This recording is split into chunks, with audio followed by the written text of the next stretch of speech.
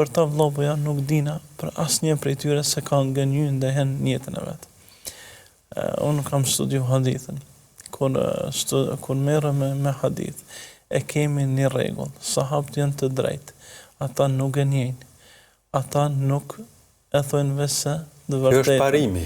Kjo është parimi. Pse në ku argumentohemi në këtë parim? Fjalën e Allahut, se Allah është i kënaqur me ta, dhe ata ishin të kënaqur me Allah. Allahu nuk kënaqet me një gënjeshtar. Allahu nuk kënaqet me një njeri që gënjen për fe. Po ashtu edhe lavdatat që i bënte pejgamberi alayhis salam shokëve të tij, thoshte fe, e merr fe, thoshte ajo që jam sot unë dhe shokët e mi. Të kapnë pas Khulafa ar-Rashidin, Abu Bakrit, Omerit, Uthmanit, Aliut, ndjekni sunetin e tyre, që ndjekni sunetin tëm.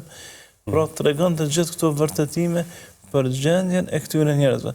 Ndaj kur vjen një sahabi, e dina që është sahabi, ne nuk e këshirëm fare gjendjen e tina. Theme, pranohet hadithi, është i saktë dhe nuk merremi me detaje që merremi pastaj me gjenerata të tjera, se më panem ato për verifikime. Më panem ato gjithë janë të vërtetë, të sinqertë, dhe Allah Azza wa Jall shumë ajete flet për ta, flet për muhaxhirët, flet për ansarët, i përgëzon për xhenat, po ashtu edhe i dërguari jonë sasëm sunetin e tij.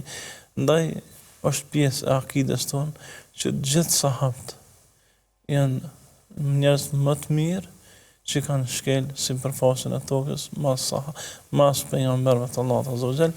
Njëherë pyetet një prej dietarëve të tërshëm, thuhet që Ebu Hanife thuhet për dikon tjetër se është më i mirë Muawiya radhiyallahu anhu apo është Umar ibn Abdul Aziz.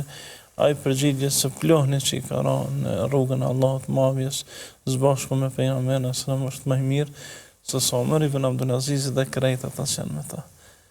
Plohni ti, jo ai, po vetëm plohni ti. Nuk ka të krahasun me këtë gjenerat që jetuan me të. Ibn Mesud thot radhiyallahu anhu, Allah shikoi zemrat e njerëzve. Dhe po zemrën më të mirë, zemrën e pejgamberit sallallahu e zgjedhë për vete. Pastaj shikoi edhe një herë dhe zemrat e njerëzve dhe po zemrat e sahabëve, zemrat më të pastërta dhe i bëri shoqërues tina. Nuk e bën shoqërues kësaj zemre të mirë, përse një rreth të mirë. Kjo është çelës i një suksesi. Ndaj nëse flasim në kontekstin se cila ishte mrekullia më e madhe pejgamberit. Po flas për Kur'an, po flas për mrekulli tjera, është janë shokët e tij. Po të mos ishin ata, nuk do të na vinte Kur'ani se shka po fjala. Nuk do të kishim këtë kuptim të fesë në çdo detaj vetëm nëpërmjet dijes tyre. Ata ishin dëshmitar të zbritjes, dëshmitar të luftës, të paqes. Një herë Enes radhiyallahu anhu ishte disa tabiin dhe ata i thonë po të ishim ne në kohën e Rasulullah sallallahu do ta bartnim në krah. Për shkak se as shumë e dojna, dëshën ta tregoshën për këtij sahabiu vlerën e pejgamberit të ta.